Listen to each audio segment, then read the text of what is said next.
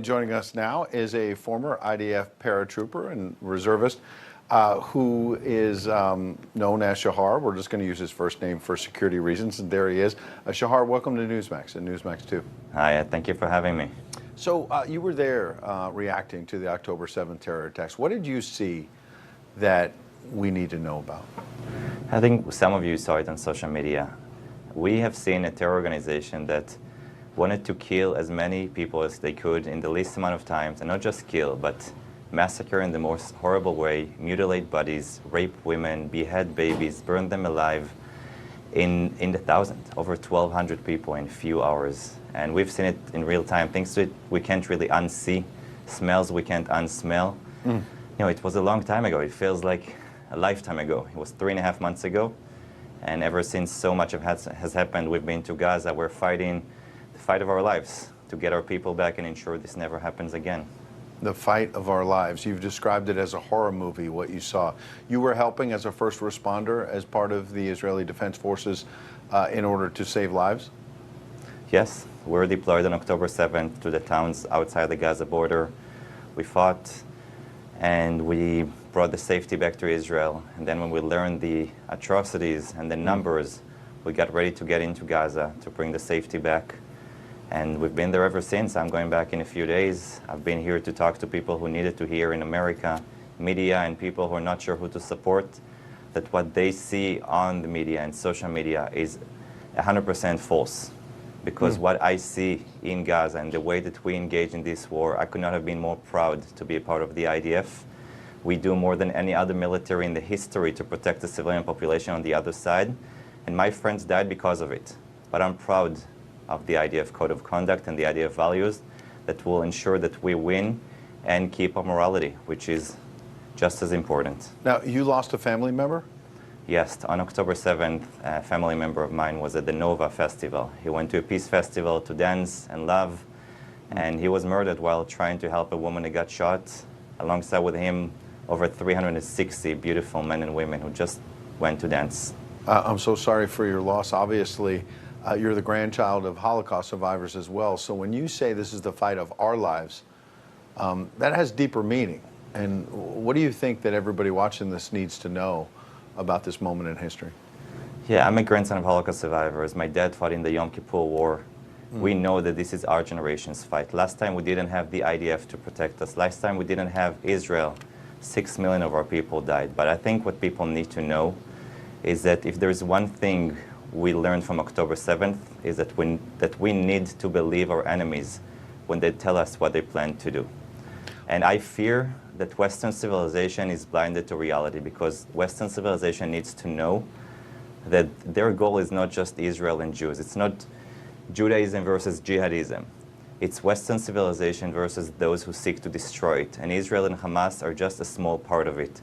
And we're just blinded. All we have to do is listen to what these radical jihadists tell us, not just Hamas, but Iran and the Houthis and Hezbollah and Al-Qaeda and ISIS. They want to destroy Western civilization and build the great Islamic State on top of it. And we're just too blinded to the Middle East to understand that this could happen here. And I hope people will wake up before there is another 9/11. And Israel is to be blamed for two things. We're Jewish and we're in the Middle East.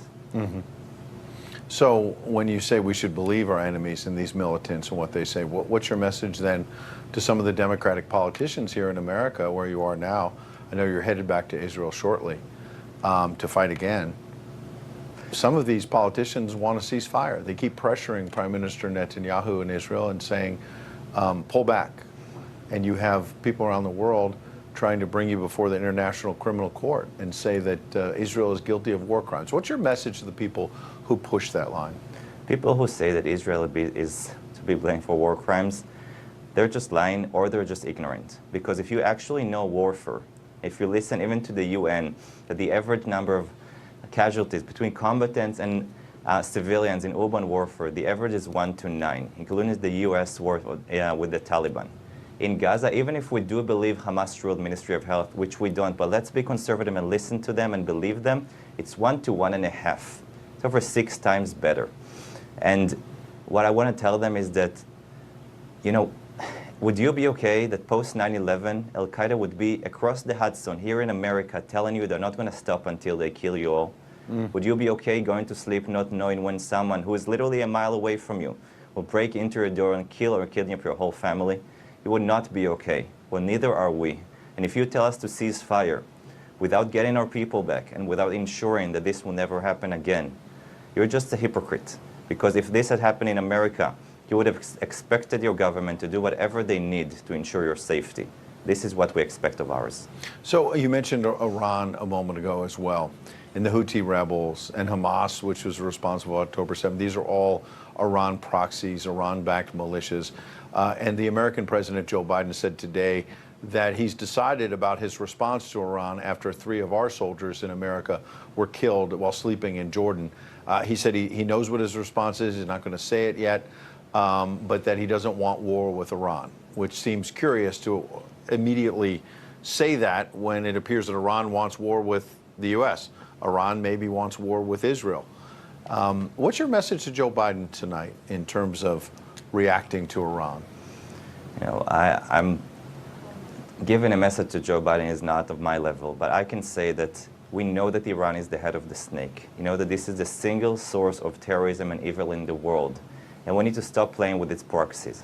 Hezbollah, Hamas, the Houthis, Qatar, they are all coming from Iran. And they need to be held accountable. They need to pay for all the evil that they bring to this world, for all the terrorism.